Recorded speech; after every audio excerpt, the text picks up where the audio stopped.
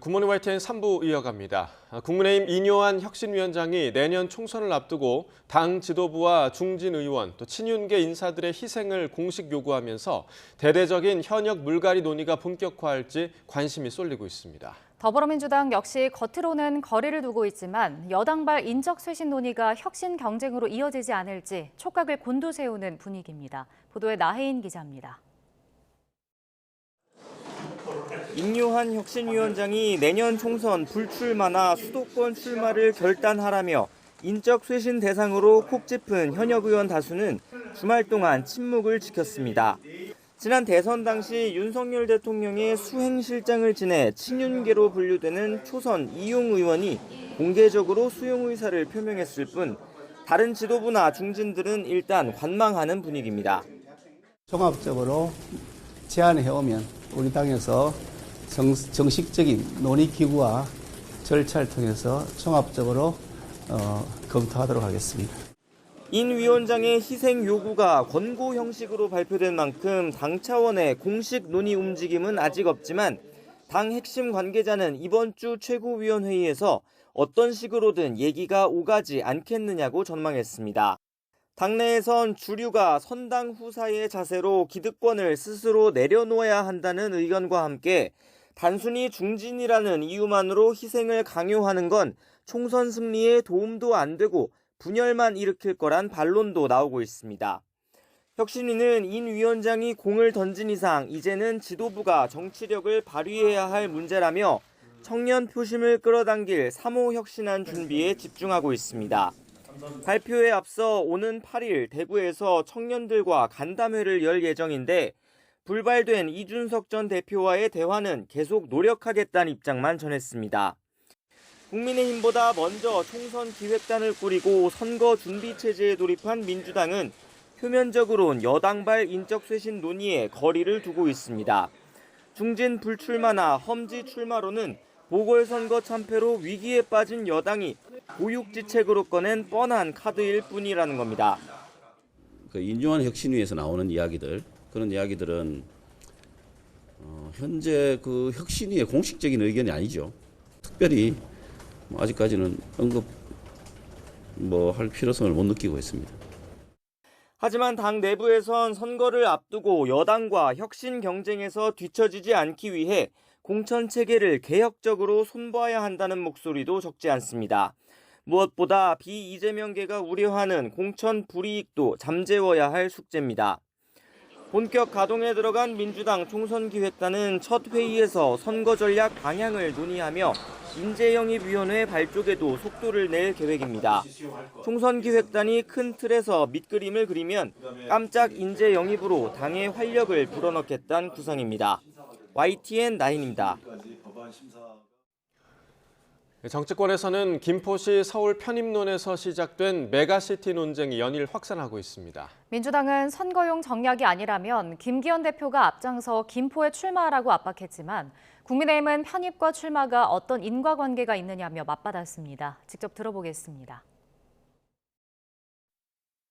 기초적인 검토 보고서 하나 없이 장단점을 비교하는 그 흔한 표 하나 없이 서울 편입이라는 주장만 난무합니다.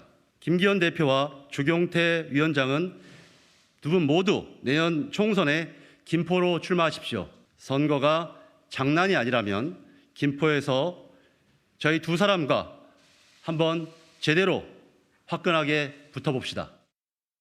민주당은 반대를 위한 반대가 아닌 국민을 위한 정치에 함께하기를 바랍니다. 김포시 서울 편입과 특정 정치인의 김포시 출마를 주장하는 것이 어떤 인과관계가 있는지 그저 황당할 뿐입니다. 민주당의 기자회견은 전반적으로 김포시의 서울 편입을 강력히 반대하는 것으로 보입니다. 이것이 민주당의 김포시 서울 편입에 대한 당론인지부터 명확히 하길 바랍니다. 이종석 헌법재판소장 후보자에 대한 국회 인사청문회가 오는 13일에 열립니다. 여야는 이 후보자 인사청문 특별위원회 전체 회의에서 청문회 일정을 이와 같이 의결하기로 합의한 것으로 전해졌습니다. 앞서 여야는 이 후보자 청문회 일정을 두고 이견을 보였지만 헌법재판소장 부재에 따른 업무 공백 우려 등이 제기되면서 일정에 합의한 것으로 보입니다. 오는 9일 국회 본회의에서 이른바 노란봉투법 처리가 예고된 가운데 경영계와 노동계의 갈등이 커지고 있습니다. 경영계는 불법 파업을 양산한다며 입법 중단을 요구하고 있고 노동계는 최소한의 안전장치라며 조속한 입법을 촉구하고 있습니다. 보도에 홍상희 기자입니다. 한국경영자총협회 손경식 회장을 찾은 홍익표 더불어민주당 원내대표. 오는 9일 본회의 처리를 예고한 노란봉투법으로 불리는 노조법 개정안에 대해 경영계의 의견을 달라며 협조를 촉구했습니다.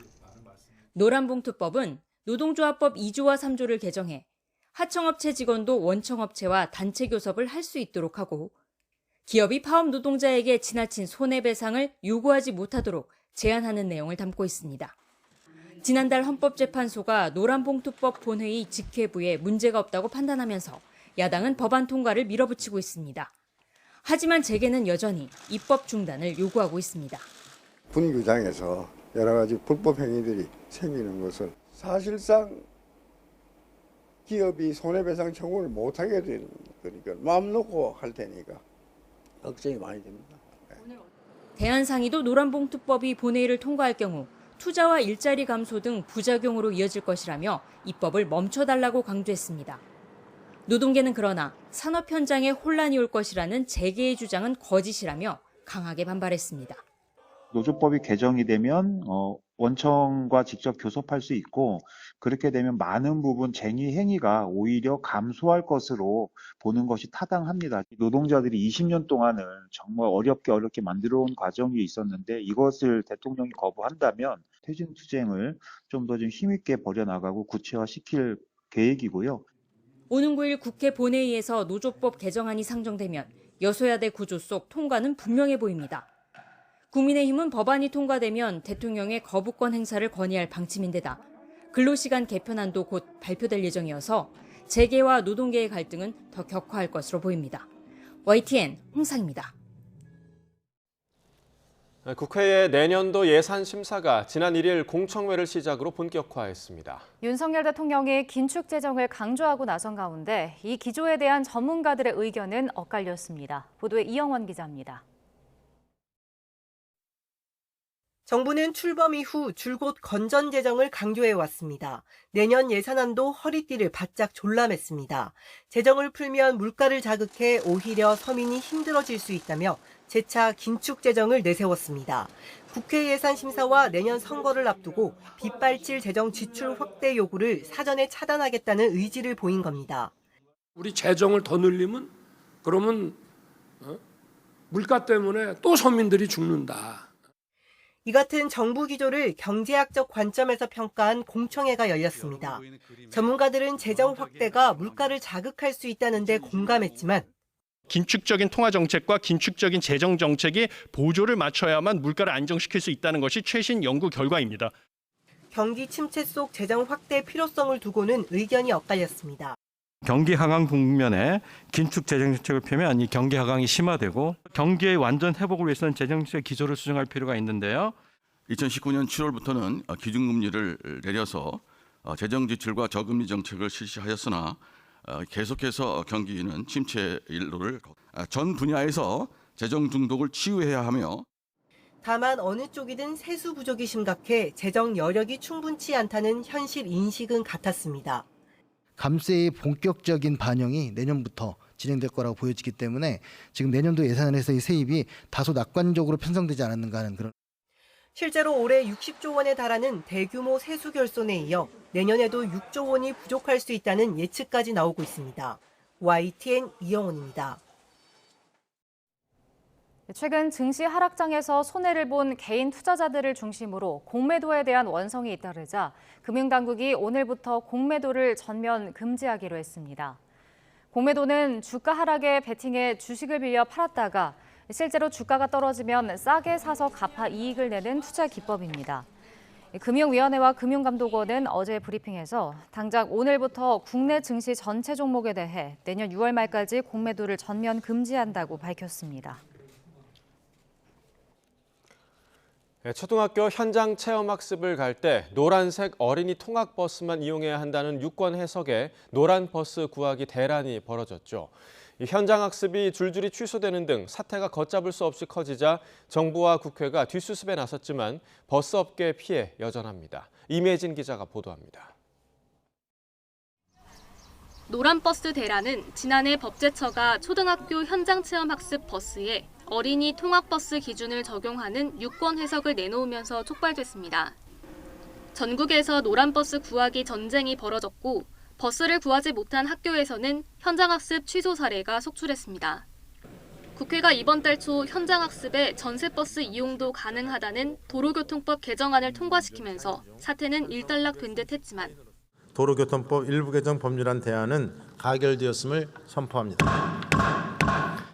대부분의 학교에서 현장학습은 재개되지 않았습니다. 이미 내려진 취소 결정을 번복하고 업체 선정부터 사전 답사, 공문 준비와 같은 절차를 뚝딱 다시 할 수 없기 때문입니다. 또 노란버스 대란을 계기로 업무 과중과 안전사고 부담에 아예 현장학습을 가지 말자는 분위기가 형성된 것도 한몫했습니다. 그런 사고가 발생하게 되었을 때 그로 인한 민형사상의 책임이 교사에게 부여될 수 있기 때문에 교사들은 체험학습이 끝날 때까지 극심한 압박감과 스트레스에 시달립니다. 전세버스 업계는 직격탄을 맞았습니다. 수학여행과 현장학습이 몰리는 9월에서 11월 중순의 예약이 노란버스 대란 당시 줄줄이 취소된 뒤 회복되지 않고 있는 겁니다.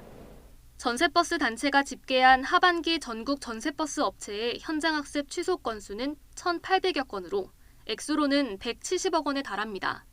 노란버스 대란으로 코로나19 4년 만에 대목을 맞기는커녕 법 개정에 걸었던 기대마저 물거품이 된 겁니다.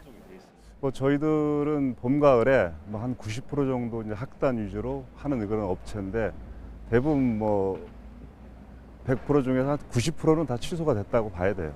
특히 이제 서울 경기 쪽에 이러한 부분들이 피해가 더 많이 확산이 됐었고 현실과 동떨어진 행정에 버스 업계는 물론 소중한 추억을 남겨야 할 학생들마저 피해를 떠안게 됐습니다. YTN 임혜진입니다. 도주 중인 김길수가 과거 성범죄로 징역 6년형을 선고받았던 사실이 새로 확인됐습니다. 곳곳에서 김길수를 목격했다는 시민들의 신고가 이어지고 있지만 추적은 여전히 쉽지 않은 상황입니다. 김대겸 기자의 보도입니다. 김길수는 지난 2011년 봄 서울에서 20대 여성을 2차례 성폭행한 혐의로 이듬해 징역 6년을 선고받고 복역했습니다. 당시 법원으로부터 신상정보 공개와 고지명령 7년을 함께 선고받아 여성가족부 성범죄자 알림이 사이트에는 김길수 사진과 나이, 주소가 모두 공개돼 있습니다. 경찰과 교정당국이 가용 인원을 모두 투입해 김길수를 추적하고 있지만 아직 이렇다 할 소득이 없습니다. 이미 지인과 동생 도움으로 옷과 머리 모양을 바꾼 상황이라 유심히 보지 않으면 바로 옆에서도 알아채기 어려울 수 있습니다. 왔는데 웬 건장한 사람이 혼자 앉아 있더라고. 그 시간은 거의 저 혼자 밥 먹거나 이런 상황인데 그래서 저렇게 봤더니 키는 한 170 한 중반대 정도로 보이고 체격이 많이 건장했어요. 김길수를 본 것 같다는 신고도 이어지고 있지만 출동한 경찰의 포위망에는 잡히지 않았습니다.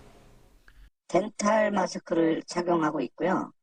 머리는 바로 감고 나온 것처럼 옆가름만 이렇게 정리가 잘 돼 있어요. TN 뉴스를 보니까 얘 어제 우리 집 왔는데 이게 생각이 딱 나서요. 네 분이서 오시고요. 112에다 전화했더니 112에서 전화 다시 또 오시고 막 그래요. 특히 김길수는 신용카드 없이 현금만 쓰며 이동 중이라 추적이 쉽지 않은 데다 또 다른 조력자가 있을 가능성도 있습니다. 탈주 사흘째 행방이 묘연한 상황에서 이미 수도권을 벗어났을 가능성까지 제기되고 있습니다.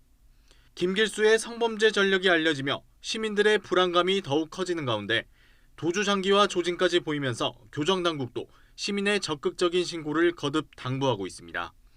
YTN 김대겸입니다. 밤사이 호우주의보가 내려졌던 서울에서는 빗길 도로를 달리던 차량이 뒤집혀 불이 나면서 한 명이 숨지는 사고가 났습니다. 전국에서 화재와 정전도 잇따랐습니다. 밤사이 사건 사고 소식 나연수 기자가 보도합니다. 붉은 빗줄기가 쏟아지는 도로, 가드레일 너머에서 시뻘건 화염이 치솟고 있습니다. 오늘 새벽 0시 반쯤 서울 동부간선도로 장안교 부근에서 달리던 승용차가 가드레일을 들이받고 뒤집혔습니다. 차량에 불까지 붙으면서 안에 타고 있던 20대 남성이 숨졌고 동승자인 20대 여성은 크게 다쳐 병원으로 옮겨졌습니다. 차가 빗길에 미끄러지면서 사고가 난 것으로 추정되는데 경찰이 정확한 경위를 조사하고 있습니다. 고속도로에 찌그러진 채로 일렬로 멈춰선 차들. 끝에 있는 SUV 차량 앞쪽에서는 불길이 솟구칩니다. 어젯밤 9시 50분쯤 경기 성남시 복정동을 지나가는 분당 수서간 고속화도로에서 차량 넉 대가 잇따라 들이받는 사고가 났습니다. 이 사고로 SUV 운전자 등 2명이 다쳐 병원으로 옮겨졌고 차량 1대가 일부 불에 탔습니다. 경찰은 졸음운전을 했다는 SUV 운전자의 진술을 토대로 정확한 사고 원인을 조사하고 있습니다. 밤 10시 반쯤 전남 여수시에 있는 3층짜리 상가주택 2층 식당에서 불이 났습니다. 화재 당시 식당은 비어 있었고 위층 주민 4명은 스스로 대피해 다친 사람은 없었습니다. 불은 벽과 가구 등을 태워 소방서 추산 2,500만 원의 재산 피해를 내고 30여 분 만에 꺼졌습니다. 불 꺼진 캄캄한 아파트 단지에서 간간히 작은 불빛만이 새어나옵니다. 어젯밤 수도권 곳곳에서 정전 신고가 이어졌습니다. 경기 부천시에서는 시민 8명이 정전으로 멈춰선 승강기에 갇혔다가 구조됐고 시흥시에 있는 한 아파트 단지에서는 460가구가 밤늦도록 불편을 겪었습니다. YTN 나연수입니다. 네, 밤사이 전국 곳곳에 강한 비바람이 이어진 가운데 인천공항 도착 예정이던 해외 항공편 출발이 지연돼 승객들이 불편을 겪고 있습니다.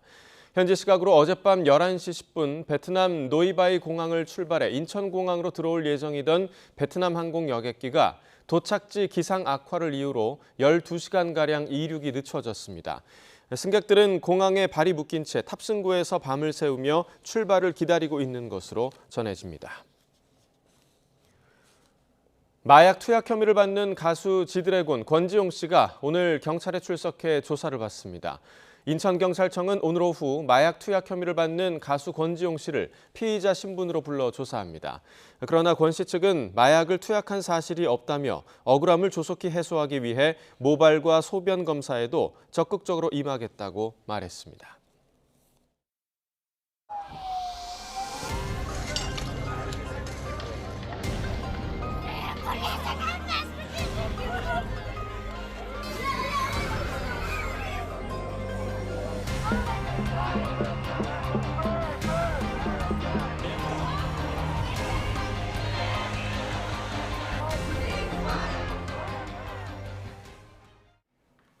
이스라엘과 하마스 간의 휴전 또는 교전 중지를 요구하는 목소리가 국제사회에 확산하고 있습니다. 하칸 피단 튀르키예 외무장관은 이집트 요르단 외무장관과 각각 전화로 가자지구 상황을 논의했다고 로이터 통신이 튀르키예 외교 소식통을 인용해 전했습니다.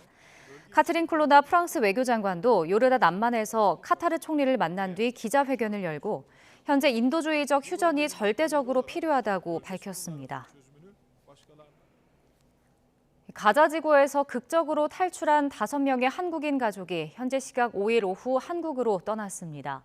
최모 씨를 포함한 가자지구 탈출 일가족 5명은 이집트 카이로 국제공항을 통해 출국했습니다. 이들은 경유지를 거쳐 우리나라에 입국할 예정입니다. 미국이 이스라엘에 거듭 인도주의적 교전 중단을 촉구하고 있지만 이스라엘이 이를 거부했습니다.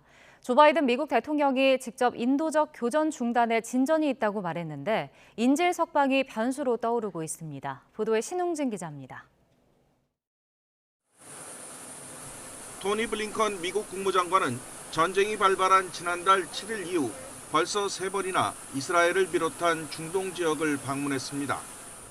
블링컨 장관은 요르단 암만에서 아랍에미리트, 사우디, 요르단, 이집트 외무장관 등과 만나 휴전은 하마스의 전열을 정비하게 할 뿐이라며 반대의 뜻을 명확히 했습니다. 하지만 인도주의적 교전 중단은 당장 필요하다고 강조했습니다. We believe pauses can be a critical mechanism for protecting civilians, for getting aid in, for getting foreign nationals out. 베냐민 네타냐후 이스라엘 총리는 블링컨 장관의 이 같은 제안에 대해 인질 석방이 포함되지 않은 일시적 휴전안은 거부한다고 답했습니다. 그러나 이스라엘의 반응이 나온 다음 날 조 바이든 미국 대통령은 취재진에게 교전 중단 논의에 진전이 있다고 말했습니다. Mr. President, any progress on a humanitarian pause? Yes. 이런 가운데 네타냐후가 언급한 인질 석방이 변수로 떠올랐습니다. 존 파이너 백악관 국가안전보장회의 국가안보 부보좌관은 CBS에 출연해 협상에 시간이 걸리고 있다면서 상당한 규모의 인질이 풀려날 기회가 있다고 계속 믿고 있다고 말했습니다.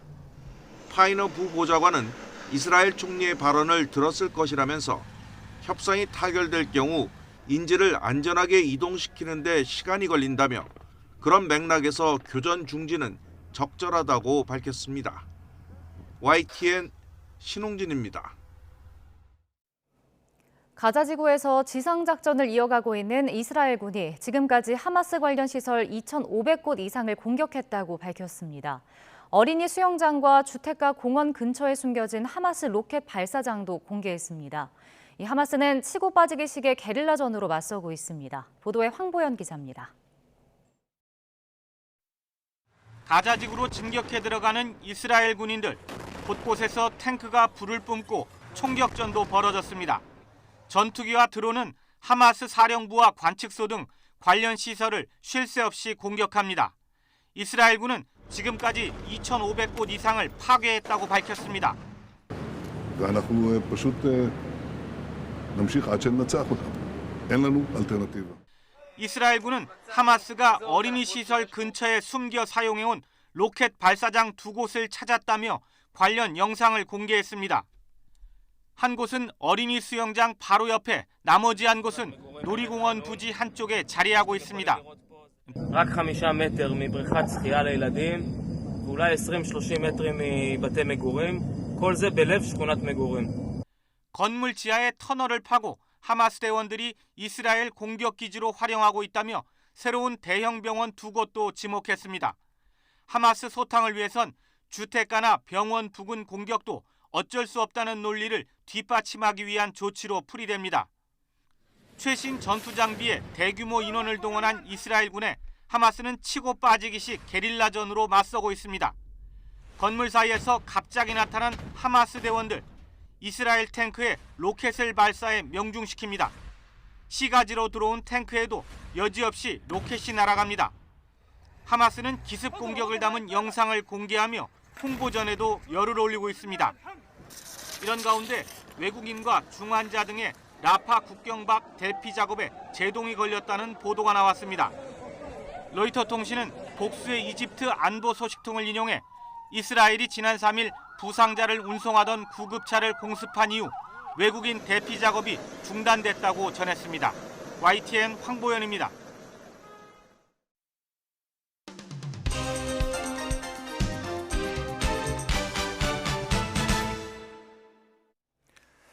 (11월 6일) 월요일입니다. 굿모닝 브리핑 시작합니다. 오늘은 동아일보에 실린 AI 채용에 대한 기사부터 보겠습니다. 이 기사에는 AI 역량 검사 중 하나인 고양이 술래잡기가 그래픽으로 나와 있는데요. 1초 정도 되는 굉장히 짧은 시간 동안 이렇게 생쥐와 고양이의 위치를 각각 보여주고 겹치는 부분을 찾게 하는 방식의 면접입니다. 이외에도 컴퓨터와 50번 가까이 가위바위보를 시켜서 이겨야 하는 검사도 있다고 합니다. 이런 AI 역량 검사나 면접에 참여한 지원자들은 황당하다는 반응을 내놓고 있는데 합격해도 왜 합격한지 모르겠다고 하고 떨어지면 허탈감이 크고 결과에 대한 피드백이 없기 때문에 답답하다고 했습니다. 한편 이러한 시스템을 개발한 업체 측은 AI 게임은 신경과학 알고리즘과 기업의 고성과자의 데이터를 분석해서 만드는 거라면서 핵심 기반 역량을 측정할 수 있다고 말하고 있습니다. 그리고 이를 도입한 기업들은 채용을 위해서 별도의 장소를 마련하지 않아도 되기 때문에 효율적이고 전국 각지에 있는 지원자들이 검사를 받기 위해 이동해야 하는 부담도 줄일 수 있다고 그 도입 이유를 설명하고 있습니다. 하지만 전문가들은 공정성에 대해서 의문을 제기하고 있는데요. 챗 GPT와 같은 생성형 AI도 종종 잘못된 답을 내놓고 있는 만큼 AI라고 해서 공정성 측면에서 완벽하다는 건 받아들이기 어렵다고 지적하는 겁니다. 따라서 AI에 의한 평가가 정말 공정하게 진행되는지를 인증하는 시스템을 만들거나 충분한 검증을 거칠 필요가 있다고 말하고 있습니다.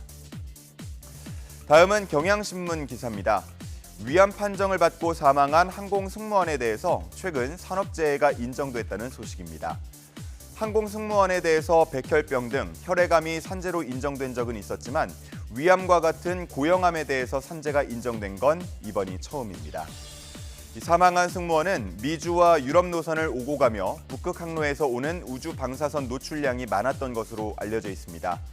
항공사 측은 누적 피폭 방사선량은 안전 기준을 초과하지 않았고 위암과 또 우주 방사선의 상관관계가 밝혀진 바가 없다고 주장했지만 근로복지공단 측은 이를 받아들이지 않았습니다. 심사위원들은 해당 항공사가 사용하는 측정법이 누적 방사선량을 과소 측정했을 가능성이 있고 저량의 방사선 노출로도 암 발생에 영향을 줄 수 있다고 봤습니다. 이번 판정으로 인해서 방사선 산재 인정의 범위가 넓어질 거라는 전망이 나오고 있습니다. 다음은 조선일보 기사입니다. 휴대폰 촬영할 때 찰칵 소리 사라지나? 라는 제목입니다. 지난 2004년 불법 촬영을 방지한다는 목적으로 휴대전화로 사진이나 영상을 찍을 때 소리를 나도록 했습니다. 진동 모드나 무음 모드를 하더라도 촬영을 할 때는 찰칵 소리가 나도록 한 건데 시간이 흐르면서 그 효과가 떨어지고 불편만 늘었다는 반응이 나오고 있습니다. 요즘에 나오는 모델들은 줌 기능이 발전해서 소리가 들리지 않을 정도로 먼 곳에서도 촬영이 가능해졌고 또 강제 무음 카메라 앱 등을 설치해서 이 규제를 우회할 수 있기 때문에 실효성이 떨어진다고 보는 겁니다. 국민권익위원회가 이를 국민생각함 사이트를 통해서 조사해 보니까 어제 오후 기준 85%의 응답자가 촬영음으로 인해서 불편함을 느낀 적이 있다고 응답했고 촬영음이 나오지 않는 방안에 찬성한다고 답했습니다. 다만 촬영음 규제는 민간이 자율적으로 도입하는 형식을 취했기 때문에 없애더라도 정부가 강제할 수는 없다고 하는데요. 그래서 권익위는 규제 폐지 권고보다는 한국정보통신기술협회에 해당 내용들을 전달해서 민간이 스스로 규제를 폐지하도록 유도할 방침이라고 전하고 있습니다. 자, 마지막으로 중앙일보 기사 보겠습니다. 코인왕 31세 뱅크먼 115년형 위기라고 쓰여 있습니다. 이 사진에 나와 있는 샘 뱅크먼 프리드는 세계 3대 암호화폐 거래소 중 하나인 FTX를 설립한 인물입니다. 한때는 기업 가치가 40조 원을 넘었던 FTX. 작년 뱅크런 사태가 발생하면서 파산하고 말았는데요.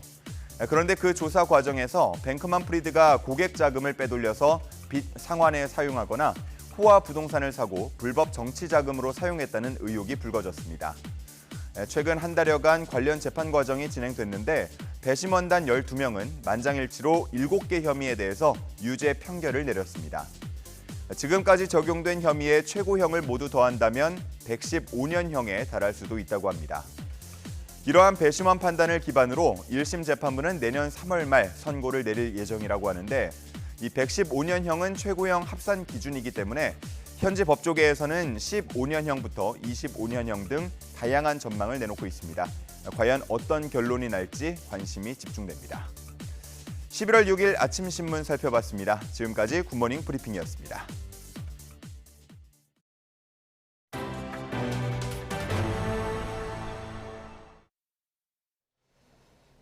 2024학년도 대학 수학능력 시험이 열흘 앞으로 다가왔습니다. 누구보다 긴장되는 사람은 바로 수험생들일 텐데요. 남은 시간 수험생들이 참고할 만한 마무리 학습 전략과 컨디션 관리 방법을 신지원 기자가 정리했습니다.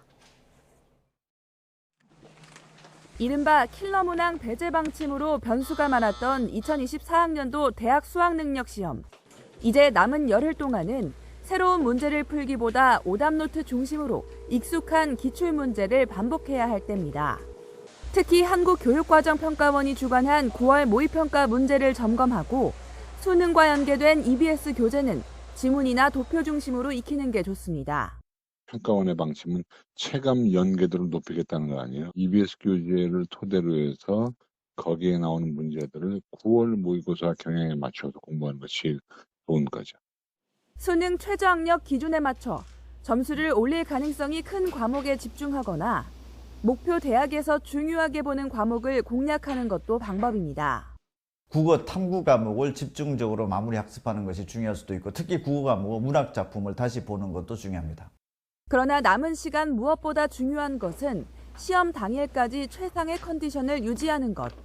긍정적인 생각과 실전 연습으로 몸과 마음의 컨디션을 끌어올리는 게 중요합니다. 실제 수능 시험 시간표에 맞춰 문제를 풀어보고 시간 내 답안지 마킹까지 끝낼 수 있도록 연습할 필요가 있습니다. 일정 시간 내에 안 풀리는 문제는 과감히 건너뛰는 습관도 길러야 합니다.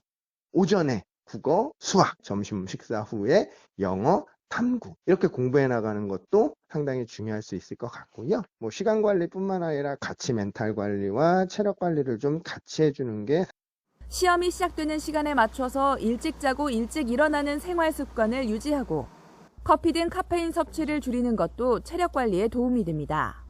또 외출할 때 마스크를 착용하고 손을 깨끗이 씻는 등 겨울철 유행병에 감염되지 않도록 건강 관리에 유의해야 합니다. YTN 신지원입니다.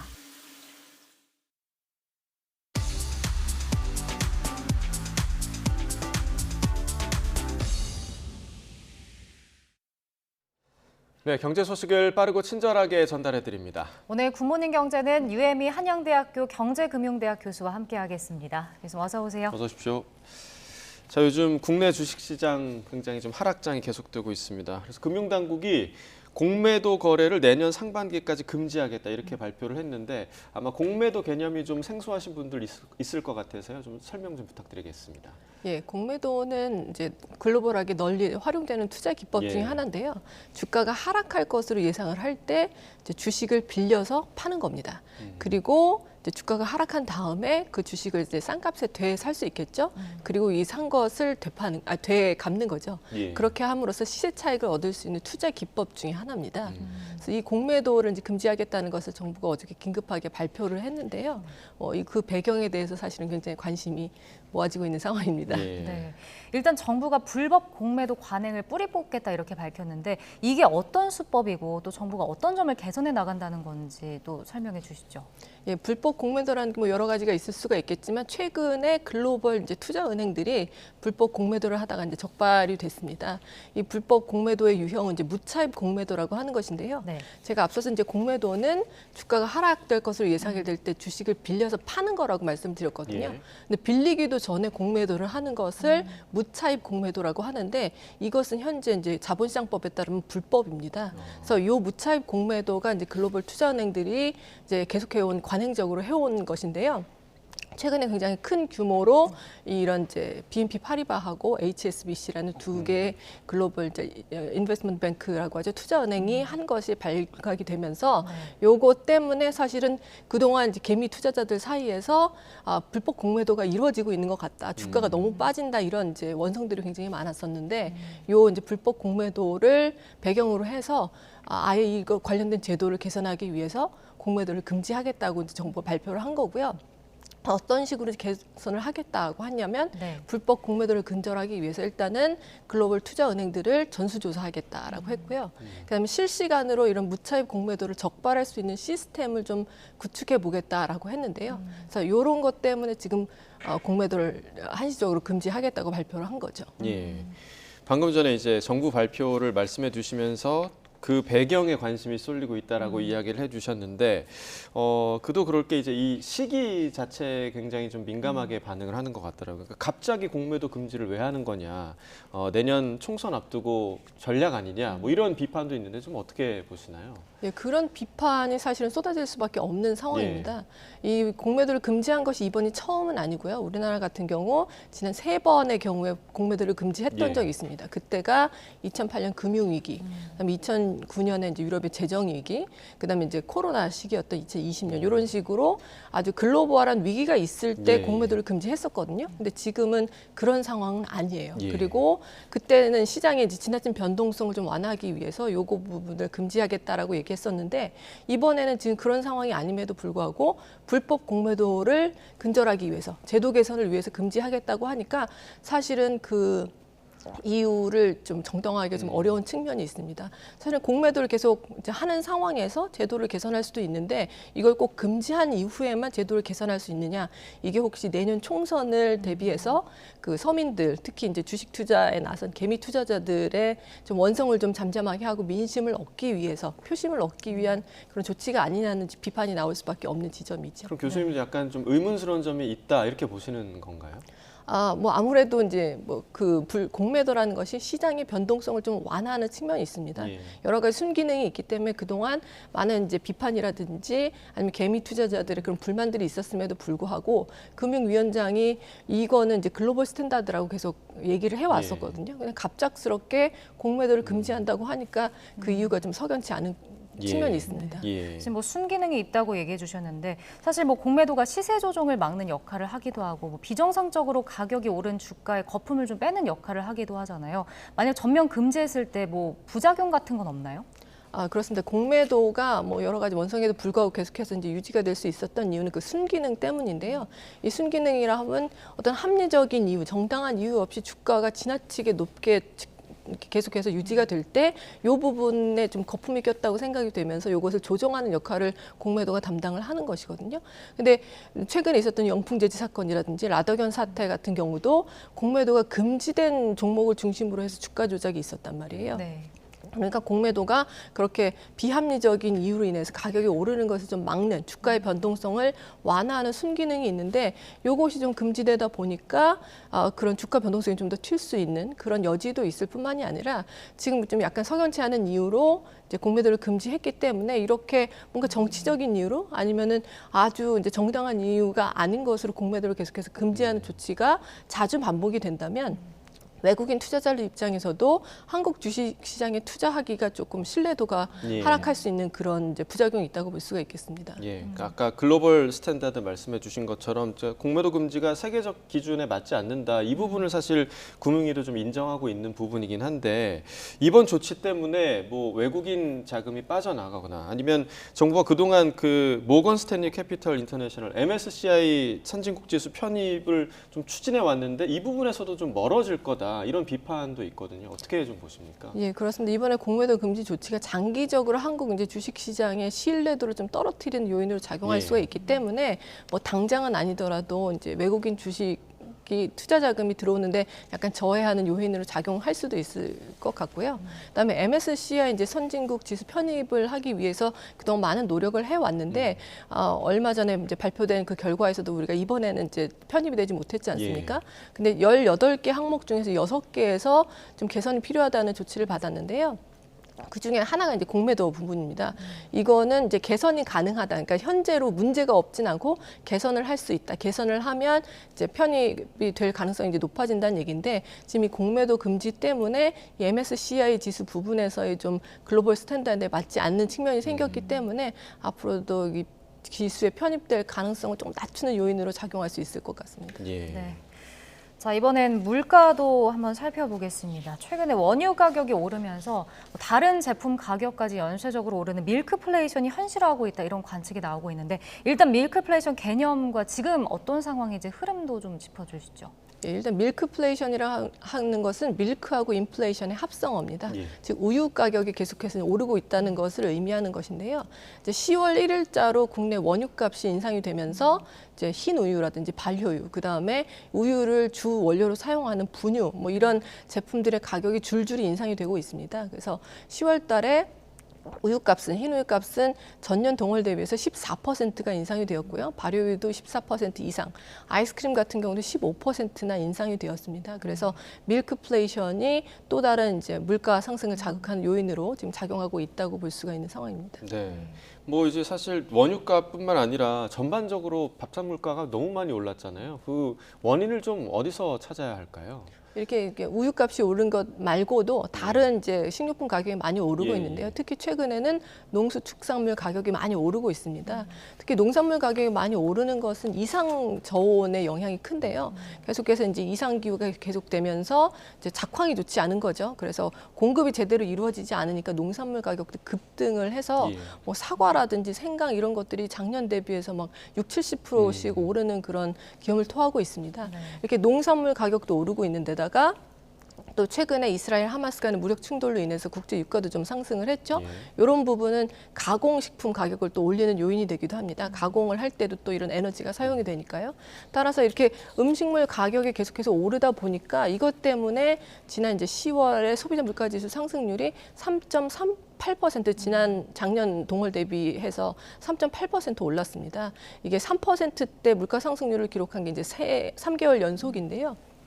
사실 여름 때만 하더라도 작년 동월 대비로 2% 정도 이제 물가가 나와서 2%대로 계속해서 이제 물가가 하락하면 목표치 달성도 얼마 남지 않은 것이 아닌가 하는 생각이 들었었는데 이제 이런 음식료품 가격 때문에 다시 또 물가 상승률에 불이 지펴지는 것이 아닌가 하는 우려가 나오고 있는 상황입니다. 네. 이렇게 이제 먹거리 가격이 오르면서 서민들 부담도 커지니까 정부가 직접 관리에 또 나서기로 했습니다.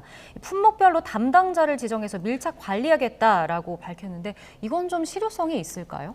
뭐 실효성 크게 기대하기가 어렵지만 이제 정부로서는 무엇이라도 해보겠다는 심정으로 하는 일이겠죠. 이것은 이제 각 품목별로 지금 현재는 7개 품목이 지정되어 있는데요. 뭐 라면이나 설탕, 뭐 아니면 우유 같은 것들을 포함합니다. 그래서 이 품목별로 담당자를 지정해서 담당자가 책임지고 물가를 계속해서 이제 관리 감독을 하라는 얘기인데요. 사실 이렇게 가격을 통제하려는 정책이 성공한 예가 없습니다. 원가 인상 요인이 있는데도 불구하고 물가를 올리지 못하게 하니까 어떻게 되냐면 이런 가격 통제가 해제될 때 몰아서 이제 물가가 오르는 그런 측면이 있기도 하고요. 아니면 이제 기업 입장에서는 이윤을 내야 되는데 손해를 볼 수밖에 없지 않습니까? 가격을 높이지 못하면. 그러면 우리가 흔히 슈링크플레이션이라고 하죠. 포장할 때 좀 양을 이제 덜 넣는다든지 아니면 질을 낮춘다든지 하는 방식으로 해서 결국에는 뭐 질 단위로 아니면 이제 단위당으로는 가격이 또 올라가는 효과가 있기도 합니다. 그러니까 뭐 이런 부작용들을 고려하면 가격 통제는 그렇게 실효성 있는 정책은 아니라고 생각합니다. 이게 그 품목별 담당자를 지정해서 밀착 관리하겠다는 의미가 뭐 인위적으로 가격 통제를 하겠다, 올리지 못하게 하겠다, 뭐 이런 뜻으로 해석을 해야 되는 건가요? 어떻게 관리를 하겠다는 걸까요? 아무래도 이제 자세하게 기업과 소통을 하면서 뭐 물가 만약 가격을 또 높이려고 한다면 왜 그러는지 그 이유도 조사를 해보고 어떤 뭐 비용 인상 요인이 있는지도 계속해서 체크를 한다는 건데요. 이렇게 체크를 한다는 것 자체가 기업 입장에서는 굉장히 이제 압박으로 느껴질 수가 있고 섣불리 이제 인상하기가 좀 어려운 요인이 될 수가 있습니다. 네, 알겠습니다. 자, 마지막으로 이번 주 주요 경제 일정도 살펴보겠습니다. 어떤 것들이 또 이번 주에 예정돼 있나요? 예, 일단 중국의 여러 가지 경제 지표가 발표될 예정입니다. 중국의 수출입 동향하고 생산자 물가 지수가 발표될 예정인데요.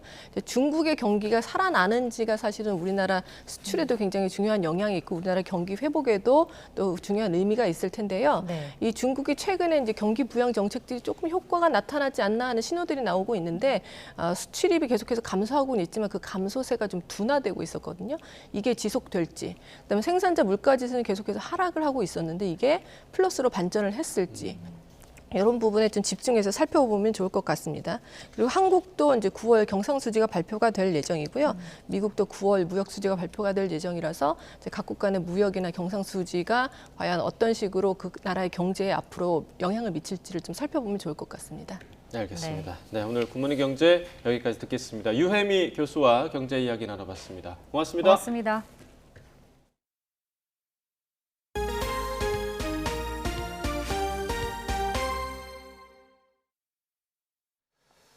네, 프로야구 플레이오프 5차전에서 KT가 NC를 꺾고 시리즈 전적 3승 2패로 한국 시리즈에 진출했습니다. 2패 뒤에 3연승을 기록한 KT는 이제 정규 시즌 1위 팀 LG와 정상을 놓고 마지막 승부를 펼칩니다. 김상익 기자가 보도합니다. KT가 마법 같은 뒤집기 쇼를 선보이며 2년 만에 한국 시리즈에 올랐습니다. 1, 2차전을 모두 내줘 벼랑 끝에 몰렸던 KT는 3, 4차전을 이기면서 승부를 5차전으로 끌고 가더니 마지막 승부에서도 역전승을 거둬 3승 2패로 한국 시리즈 티켓의 주인이 됐습니다. 2패 뒤 3연승으로 한국 시리즈에 진출한 팀은 1996년 현대와 2009년 SK에 이어 KT가 세 번째입니다. 팬 여러분들이 응원해주고 성원해준 덕분이고 이 기세를 몰아서 한국 시리즈까지 올라왔으니까 팬들분들 위해서 정말 좋은 경기 하겠습니다. NC가 먼저 2점을 달아나자 KT는 5회 말 반격에 나섰습니다. NC 선발 신민혁 구위에 눌려있던 KT는 대타로 나온 김민혁이 귀중한 2타점 적시타로 2대2 동점을 만드는 데 성공했습니다. 이어진 6회 노아운 말루 기회에서는 박병호의 내야 땅볼때 한 점을 더 뽑아 역전에 성공했고 결국 이 점수가 팀을 한국 시리즈로 이끄는 결승점이 됐습니다. 플레이오프 5경기에 모두 등판해 7이닝 무실점 1승 1홀드를 기록한 손동현은 시리즈 MVP에 선정됐습니다. 야구 시작할 때부터 지금 이 순간만을 꿈꿔왔었는데 아직 믿기지 않고 그래도 한국 시리즈 아직 남았으니까 이렇게 안주하지 않고 한국 시리즈 가서 좋은 모습 보여드리겠습니다. 가을 야구 6연승을 기록하며 SSG마저 누르고 파죽지세로 올라온 NC는 선수들의 피로가 쌓이면서 리버스 스윕을 허용해 한국 시리즈 꿈을 접어야 했습니다. 2021년에 이어 통산 2번째 우승에 도전하는 KT는 29년 만에 우승을 노리는 정규 시즌 1위 팀 LG와 화요일부터 실전 4선승제로 마지막 승부를 펼칩니다. YTN 김상익입니다. 여자 프로농구가 정규리그 대장정을 시작한 가운데 디펜딩 챔피언 우리은행이 개막전에서 힘겹게 승리를 거뒀습니다. 지난 시즌 MVP 김단비가 트리플 더블을 기록하는 대활약을 펼쳤습니다. 프로농구 소식 허재원 기자입니다. 지난 시즌 챔피언 결정전에서 만났던 두 팀이 펼친 여자 프로농구 정규리그 개막전. 연장까지 가는 혈투 끝 첫 승리의 주인공은 디펜딩 챔피언 우리은행이었습니다. 경기 막판에 터진 고아라의 석점포를 앞세워 BNK를 넉 점 차로 힘겹게 따돌렸습니다. 지난 시즌 정규리그와 챔피언 결정전에서 모두 MVP에 올랐던 에이스 김단비의 활약이 눈부셨습니다. 김단비는 양팀 선수 중 가장 많은 32득점에 17개의 리바운드와 10개의 어시스트를 기록하며 개막전부터 트리플 더블을 작성했습니다. 트리플 더블은 득점이나 리바운드 같은 경우는 제가 하기 나름이지만 어시스트 같은 경우는 동료들이 잘 갖춰줘야 된다고 생각하기 때문에 2쿼터 한때 19점 차까지 끌려가던 DB가 후반 들어 외국인 선수 로슨을 앞세워 대반격을 시작합니다. 로슨은 3쿼터에만 혼자 15점을 넣어 동점을 만든 데 이어 4쿼터에도 연속 득점으로 승부를 뒤집는 등 36점에 11개의 리바운드를 잡아냈습니다. 로슨을 앞세운 DB는 현대모비스의 대역전승을 거두고 개막 이후 6연승으로 단독 선두 자리를 지켰습니다. 지난 시즌 챔프전 우승팀 정관장은 석점슛 4개를 포함해 20점을 올린 이적생 최성원의 활약을 앞세워 가스공사를 91대 80으로 따돌렸습니다. YTN 허재원입니다. 남자 프로배구 삼성화재가 한국전력을 세트스코어 3대 0으로 완파하고 쾌조의 5연승과 함께 선두로 도약했습니다. 최근 4경기 연속 3대 0 셧아웃 승리를 거둔 삼성화재는 우리카드와 나란히 5승 1패의 승점 14점으로 동률을 이뤘지만 세트 득실률에 앞서서 1위로 올랐습니다. 외국인 선수 요스바니가 25점을 올리며 5연승을 이끌었습니다. 또 여자부 경기에서는 히잡을 쓴 인도네시아 선수 메가와티가 25점을 올린 정관장이 페퍼저축은행을 3대 0으로 따돌렸습니다. 기시다 일본 총리가 감세 등을 골자로 한 새로운 경제 정책을 꺼내들었지만 최저치로 떨어진 지지율은 반등할 기미조차 없습니다. 여기에 최근 내각의 차관급 인사들이 불미스러운 일로 잇따라 낙마하는 악재까지 겹치며 정권 위기론까지 대두되고 있습니다. 도쿄에서 김세호 특파원의 보도입니다. 일본 정부는 지난 2일 17조 엔대 규모의 새로운 경제 대책을 결정했습니다. 전기 가스 요금 보조금 지급을 연장하고 세수 증가분을 국민에게 돌려주는 것을 주요 골자로 하고 있습니다. 구체적으로는 내년 6월 소득세와 주민세를 합쳐 1인당 4만 엔, 우리 돈 35만 원씩 세금을 줄여주고 주민세를 못 내는 저소득층에는 연말연시에 가구당 7만 엔, 우리 돈 62만 원을 지급하기로 했습니다. 私にとってあくまで最優先しているのはデフレからの脱却を行い、経済を成長経路に乗せるということにあります。 하지만 여론은 여전히 싸늘하기만 합니다. 교도통신이 최근 실시한 조사에서 기시다 내각 지지율은 지난달보다 4%포인트가 더 떨어진 28.3%로 역대 최저치를 또다시 갈아치웠습니다. 특히 핵심 부분인 방위력 증강에 필요한 증세와 감세 정책은 모순이라는 지적이 이어졌습니다. 야당에서는 증세를 감추기 위한 것일 뿐이라며 강하게 비판했습니다. これはもう増税のイメージを払拭すると、こういうメンツ以外の何者でも私はないと、それ以外理屈として説明できないわけですね。 집권 여당인 자민당 내부에서조차 이번 정책을 놓고 총리의 설명이 명확하지 않다는 견해가 나오는 등 불만이 표출되고 있습니다.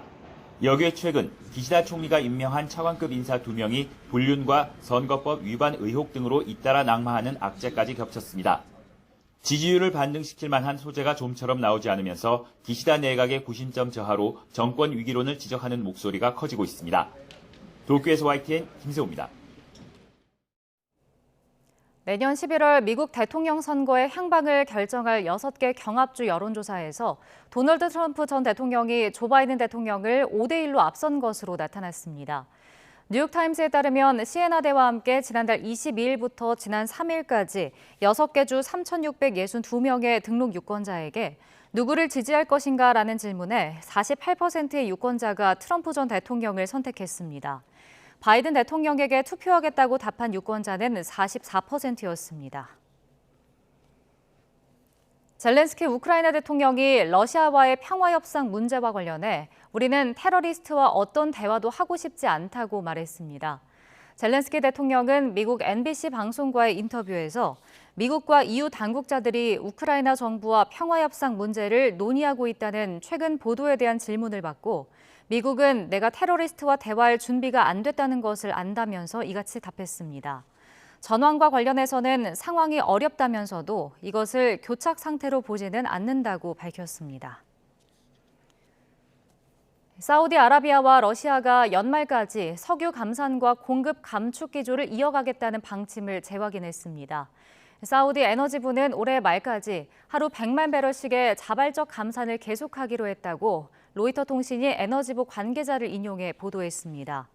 러시아도 하루 30만 배럴씩 감산을 통해 석유 공급량을 줄이는 방침을 유지합니다. 미국 초당파 의원들이 홍콩 관리와 법관에 대한 제재를 확대하는 내용의 홍콩 제재 법안을 발의하자 중국과 홍콩이 강하게 반발했습니다. 중국 국무원 홍콩 마카오 사무판공실 대변인은 성명을 통해 미국 정치인들의 오만하고 터무니없는 행동은 그들이 시대착오적이고 패권주의적 사고에 빠져 있음을 반영한다고 주장했습니다. 오늘 아침 세찬 빗소리에 잠에서 깬 분들 많으시죠? 현재 이곳 서울에도 비가 이어지고 있습니다. 오늘 오전까지는 강한 비바람에 계속해서 주의가 필요하겠는데요. 곳곳에 시간당 20에서 40mm의 장대비가 쏟아지겠고 바람도 무척 강하게 불겠습니다. 오늘 출근길에는 평소보다 감속 운전해 주셔야겠고요. 이 낙엽이 배수로를 막으면서 저지되는 침수 가능성이 있는 만큼 안전사고에도 유의해 주시기 바랍니다. 현재 레이더화면부터 살펴보겠습니다. 비구름이 전국 대부분 지역을 뒤덮은 모습입니다. 특히 경기와 강원, 남해안 일부 지역에는 시간당 20에서 30mm의 장대비가 집중되고 있습니다. 오늘 오전까지 전국에 비가 이어지겠고 낮 동안에는 잠시 소강 상태를 보이다 저녁에 중부를 시작으로 밤 사이에는 전북과 경북에도 다시 비가 오는 곳이 있겠습니다. 내리는 비의 양은 내일 새벽까지 강원 내륙과 영남에 최고 80mm, 경기 남동부와 충북, 전남에는 최고 60mm가 되겠습니다. 밤사이 강원 산간과 내륙, 경기 북부와 동부, 또 경북 북동 지역에서는 기온이 영하로 떨어지면서 비가 눈으로 바뀌어 내리는 곳도 있겠습니다. 이번 비는 강한 바람을 동반하는 만큼 특히 주의가 필요합니다. 현재 전국 대부분 지역에 강풍특보가, 전 해상에는 풍랑특보가 발령 중인 가운데 내일 오전까지 전국적으로 초속 20에서 30m의 돌풍이 몰아치겠고요.